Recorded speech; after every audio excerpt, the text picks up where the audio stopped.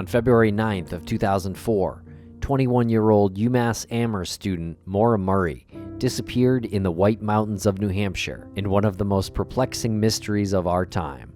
For years, we have covered Maura's case and the tireless online community that surrounds it in great detail. We have since expanded our mission with this series, raising awareness and shining a light on the stories of other missing persons. We now sit on the board of directors of the nonprofit organization Private Investigations for the Missing, which was founded by Bruce Maitland. Bruce's daughter, Brianna Maitland, went missing from Montgomery, Vermont on March 19th of 2004, just 6 weeks after and about 80 miles away from where Maura Murray vanished. Private Investigations for the Missing aims to assist with investigations for underserved families whose missing loved ones have been forgotten by the media or by law enforcement. Through our growing community, we hope to shed a light on these cold cases. Families and loved ones can reach out to us at investigationsforthemissing.org. This is Missing.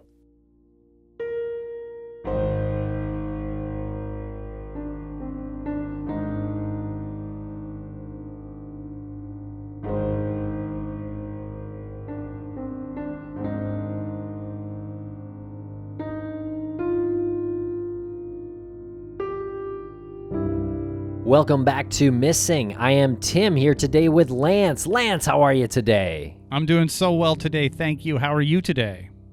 I am doing well today, too. And Lance, we recorded this conversation that we're about to share a few weeks ago on our Thursday night Get Vocal nights. Actually, it was July 1st, 2021, and I remember that because it was one day before the 10-year anniversary of the disappearance of Jared Hanna. And in this episode, we spoke with Heather Hanna, Jared's sister, and case advocate and friend Jason Watts. And I don't know about you, Tim, but for me, I get this overwhelming sense of pride when we do these shows on the live platform Get Vocal, which will soon be Vocal. But when we're there and we're speaking with individuals like Heather, like Molly Bish's sister, and we have advocates like Jason Watts, you know, when we have these people on and we have the community that's contributing on Get Vocal, they're commenting, they're interacting with a secondary victim. It's amazing to me that you can finally be able to put a face to these voices and names that you've read about and even heard on podcasting, and you can see like their reaction. You can see family members like in the background, or you can see their environment, their living environment. It just makes it a lot more personal.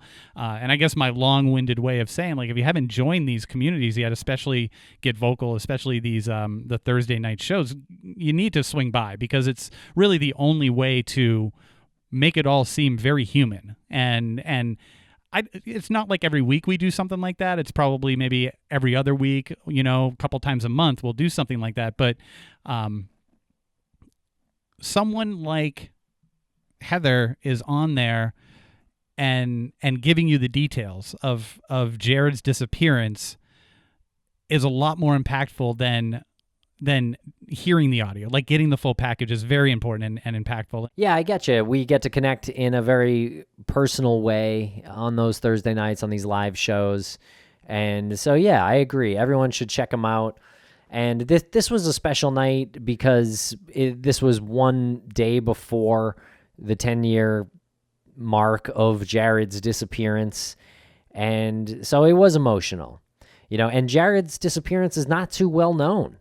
You won't find too much media coverage out there, but what is known is that he was a 28-year-old man when he went missing from Jerseyville, Illinois on July 2nd, 2011, and he was last seen on that morning. His truck was later found abandoned and out of gas on July 4th, 2011 on Joliffe Bridge Road, a rural area of Centralia, Illinois. And even though there have been many searches, extensive searches of the area, which included horseback, which included ATVs, which included airplanes, they haven't found anything. It's one of those really perplexing disappearances that seem to come up all the time with us, where the vehicle's found and there's absolutely nothing that's connecting the whereabouts of the operator of the vehicle. And anyone with information on this should contact the Clinton County Sheriff's Office at 618-594-4555, or you can also contact the Jersey County's Sheriff's Office at 618-498-6881. And he was apparently reported to have been seen about 2 miles from where his truck was parked on July 3rd, Sunday, July 3rd at 8:30 a.m. And that's right from Illinois.gov. And there's a Facebook group that you should join that is run by Heather. It is called Help Find Jared Hanna. And there's a link in the show notes for that. And some statistics on Jared Hanna. He is 5 foot 7 inches. At the time of his disappearance, he weighed 195 pounds. He was 28 years old, brown eyes, brown buzz-cut hair, a scar on the left back of his head and right heel of his foot. And again, he was last seen on July 2nd, 2011 at 11:45 in the morning from Jerseyville, Illinois. And we've cut this conversation into 2 parts, so this is part 1. Part 2 will be out very soon. Before we play the interview, we just want to remind you about our upcoming show at the Wilbur on July 31st, 2001. We are going to be there at the Wilbur Theater in Boston with True Crime Obsessed. Of course, that's Patrick Hines and Jillian Pensavalle and Maggie Freeling of Unjust and Unsolved and Murder in Alliance, Lance. And we're all going to be on stage talking about the Oxygen documentary, The Disappearance of Maura Murray. So whoever wants tickets to see us there, make sure to go to The Wilbur, that's THEWILBUR.com, and you just have to scroll down like just a little bit. I think we're like the 3rd show there to purchase tickets. That is Saturday, July 31st, 7 p.m., and you don't want to miss it at the historic Wilbur Theater in Boston, thewilbur.com. Okay, we'll see you there, everybody. All right, and check out our website and follow us on social media. That handle is Missing CSM. And why don't you swing on over to our website at crawlspace-media.com and check out all the other shows that we represent over there and the new stuff coming up, as well as the back catalog of quality programming.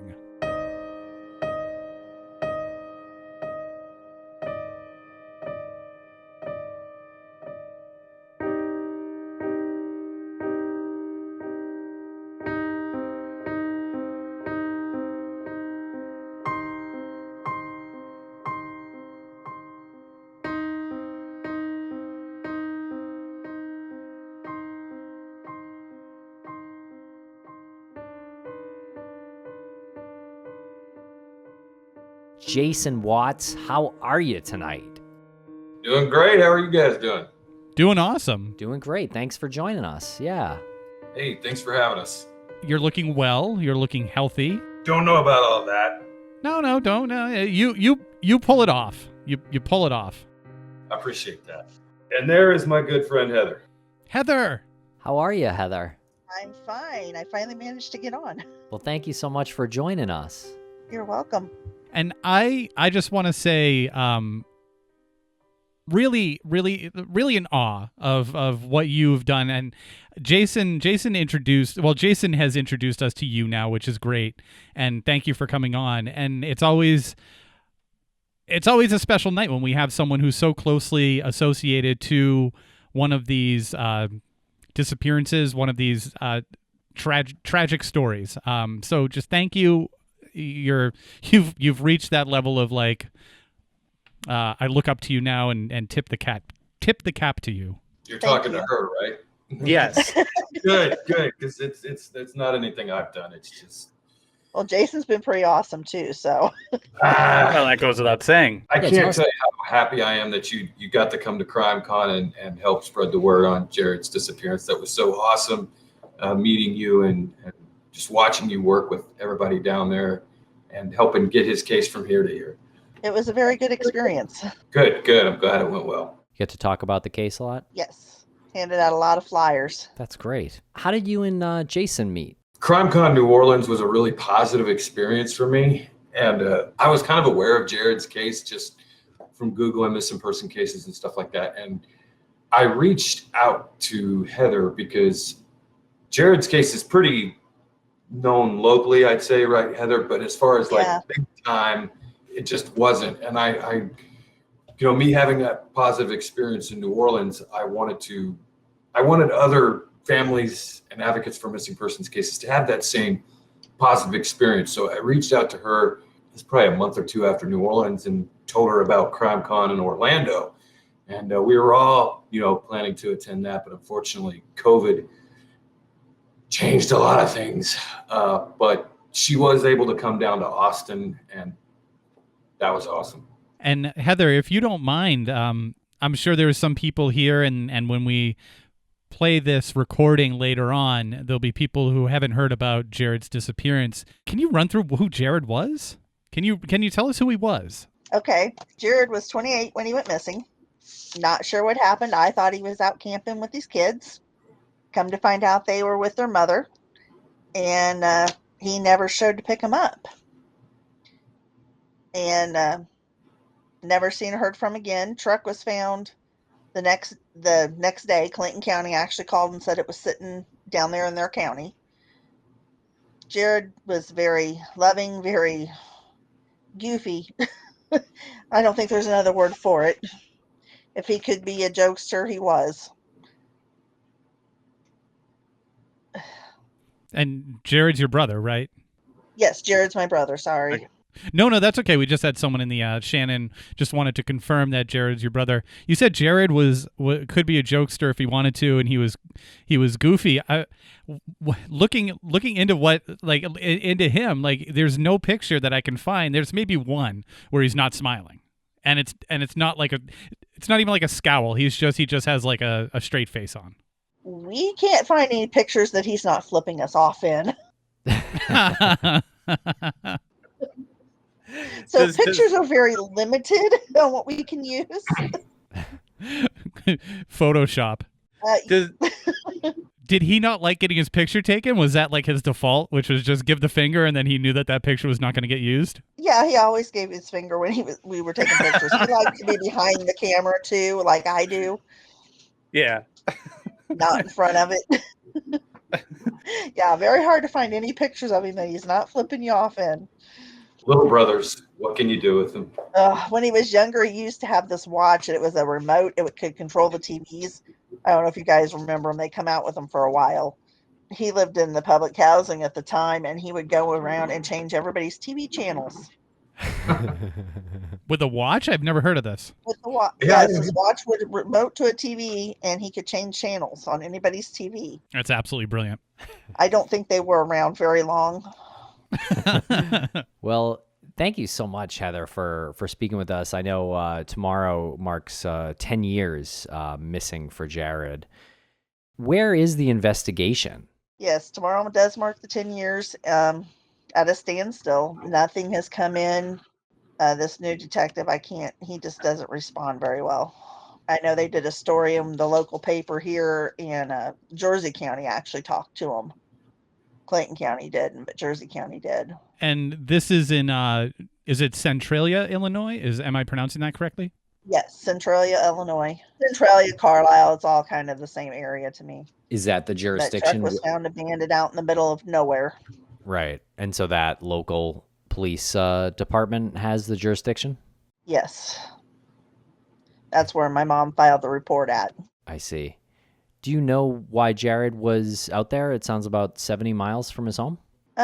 We know that he went and looked at a couple of cars that day. We also know that he had his fishing stuff in the truck with him. And he knew of a few places down there that he could go fishing because he had worked down there for a little while. And some of the employees there had told him some private land he could go on to go fishing. And they went and checked all those for us, and nothing ever come of it. And his truck was left not far from there, though, from where they had suggested he go? Yeah, it wasn't. From the way I understand it, the land that he could be on wasn't that far from there. Plus, he wasn't that far from Carlisle Lake, and I know it's big. If I recall correctly, Heather, his truck was kind of found backed in to like a little side driveway kind of thing, and it was out of gas, right? It was out of gas, backed in on an incline. There is no way he could have pushed it back off the road himself. When we put gas in it, it took right off, and it shouldn't have if it had actually run out of gas. So we think that the gas may have been siphoned out of it. Okay, that's interesting. Can you say that again? I need to catch that again. You thought that the gas might have been siphoned out of it? Yes.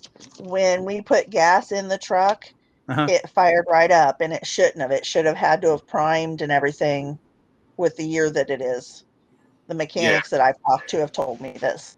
Yeah, no, when they run completely out of gas, you put gas back in them. The pump has to pump the fuel back up to the engine first. Right. And it'll start. So it takes it a few turns over before it finally turns all the way over and starts. Yeah. Wow. That's incredible. The mechanic told you that? Yeah, I have a friend who's a mechanic, and he said there's no way if it would have run out, it would have taken a while to start it, and it didn't. Wow, that's like really significant detective work. Yeah, I've done a lot. Yeah. So what does that tell you? I think the truck was put there. As like a red herring.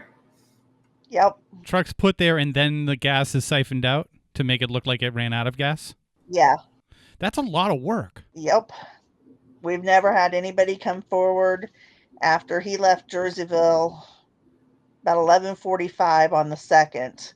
He was seen on camera at our local gas station getting a drink and walking out, acting like nothing was wrong.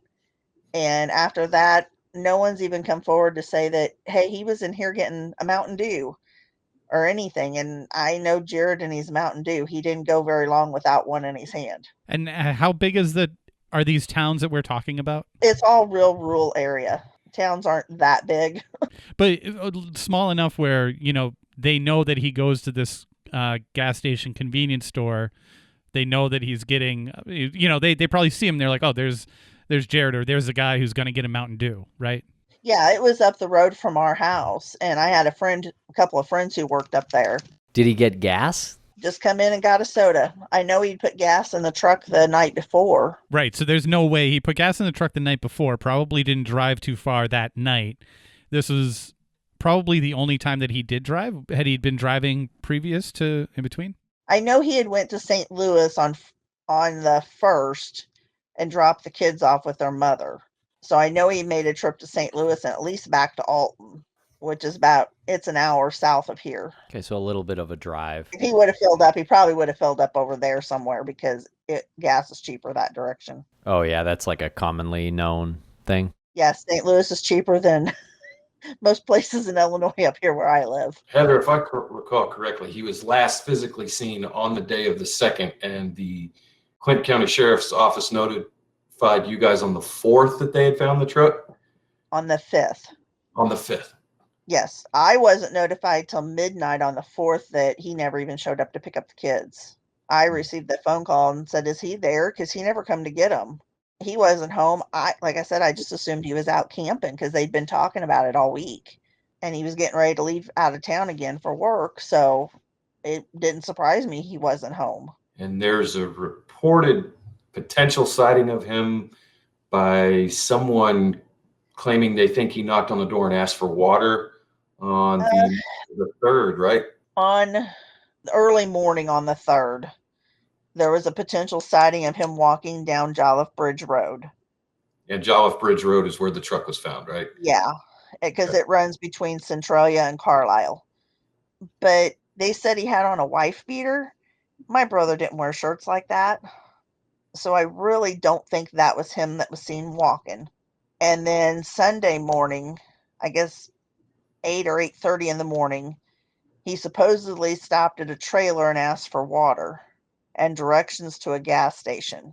But he knew that area too, so I'm not 100% certain that it was him.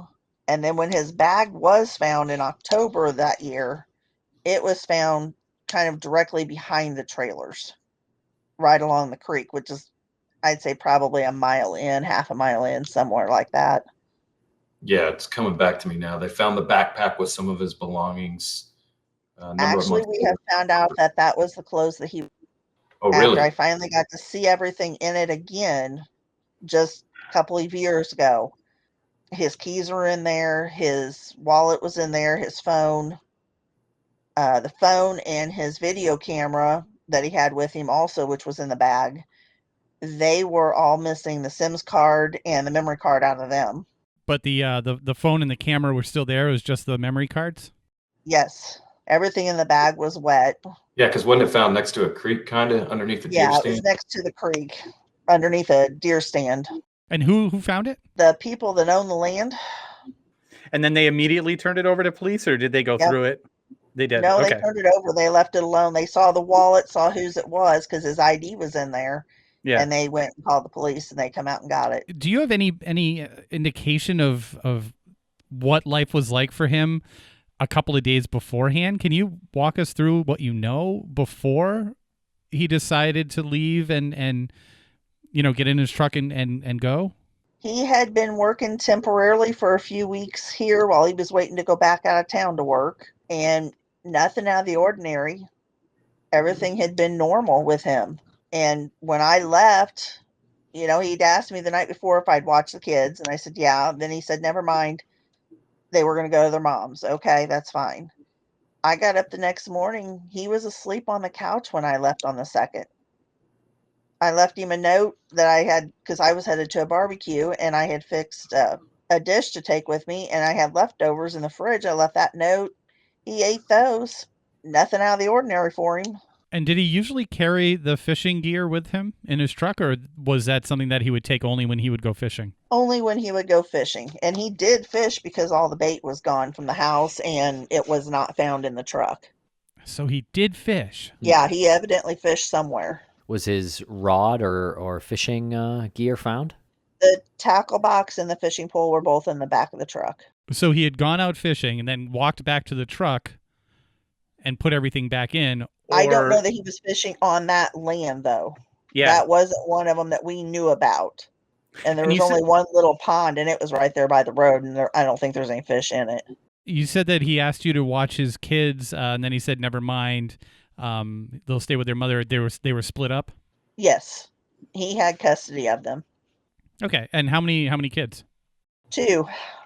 How old? 2 girls. 2 girls. Right now, they were 6 and 3 when he went missing. They're 16 and 13 now. Wow. And you have custody of the girls now, right? Yes, and I have one sitting here waving. So Oh. there's the oldest one. The youngest one's at my oldest daughter's house. So Wow. Hello. Hello. And This so is the that's one. Jared's oldest.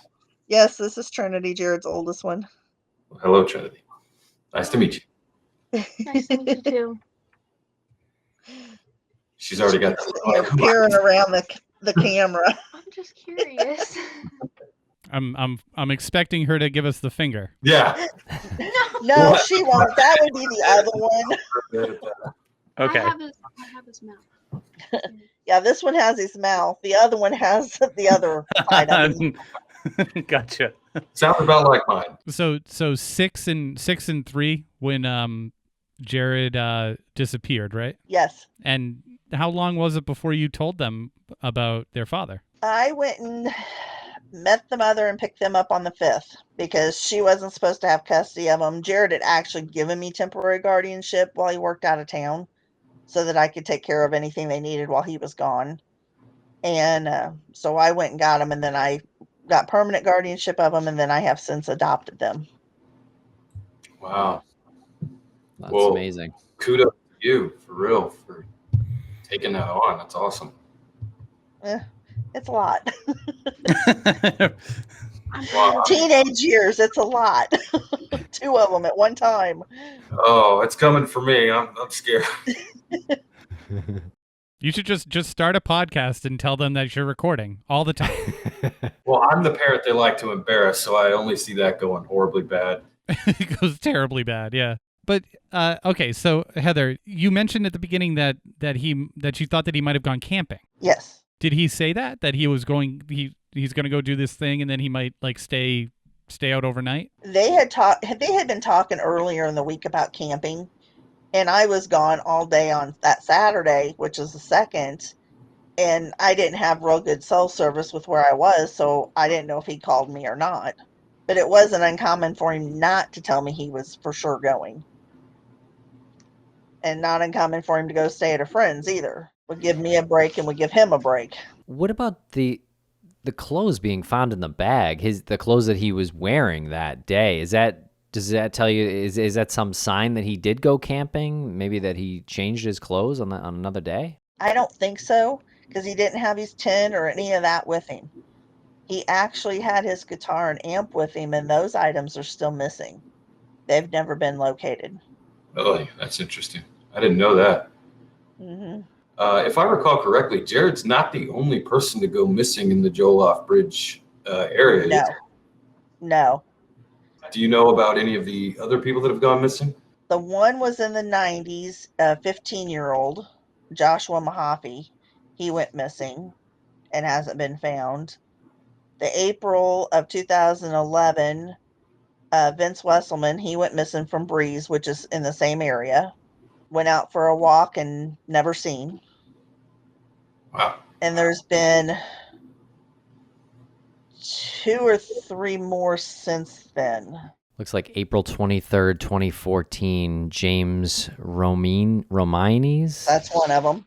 63 years old, went missing around his Centralia apartment. And then in March 2016, Keith Royer was last seen in Sandoval. Yes, and that's all still right there in that same little area. If I recall correctly, isn't Joloff Bridge known for some alleged kind of, maybe let you describe it, but it's rumored to be an area for some shady people to hang around, right? Yes, they actually call that area where the truck was, or right in that area. I'm not exactly sure where it is, but it's called Devil's Playground. What kind of shady people? A lot of drug activity. I know they've talked about the KKK back in that area. Just things like that. It has a nickname, the Devil's Playground? Yes. Why? That area may have been known for like some sort of, was it devil worshipping or Satanic cult. Satanic worshipping. Wow. And then all of these people have gone missing in that area. That's Yes. very unusual and telling. Yes, very. Have they ever found any kind of remains or anything like that? I thought I remember, wasn't it a couple of months ago somebody found some remains somewhere? Yes. They weren't Jared's. They weren't Jared's, but they've never come out and said who they were. And then there was other remains found not long ago and not too far from there that, could have been a possibility for any of them. But apparently those aren't either. Yeah, apparently in March 2021, there was a body found. The investigator said he does not believe it to be Jared Hanna. Yeah. You said that Jared had his guitar and amp with him as well? Yes, he did. In the truck? They weren't at home, so I'm assuming he had them in the truck. That was the only thing I found at home that was missing. That his duffel bag wasn't at home. What kind of amp was it? Was it a big amp or was it one of the little ones? It was a smaller one. And that's never been found? No. The guitar either. Do you think that maybe police have put some sort of alert out, maybe on Craigslist, keeping an eye out for anybody who's going to sell something like that? No? No, they didn't do anything. Even had the serial numbers for them, and they didn't put anything out as far as I know. Were they prized possessions of Jared's? He hadn't had them that long. But with them being missing, I know he had to have taken them with him. And I know that on the 4th of July weekend down in Carlisle at the dam, they have what they call the Dam Jam. And it's all music all day. And he would play there? You think maybe he was going to play there? I assume he took it down there probably to show off or play or something. Cool. He didn't play much, but he played some. Do you know what kind of guitar it was? Not off the top of my head. I'm just interested because, no one's just going to take that. You know what I mean? Like, they're going to take it and try to sell it. Yeah, somebody has to still have it. Or just leave it. Yeah. Well, is it expensive? We called the pawn shops and looked for it, but we never found anything. Do you know how expensive those items are? I would say the guitar was probably at least a couple hundred. I'm thinking he paid $400 or $500 for both of them from a friend. And that was pretty recently? Yeah, that was only like 2 or 3 months before he went missing.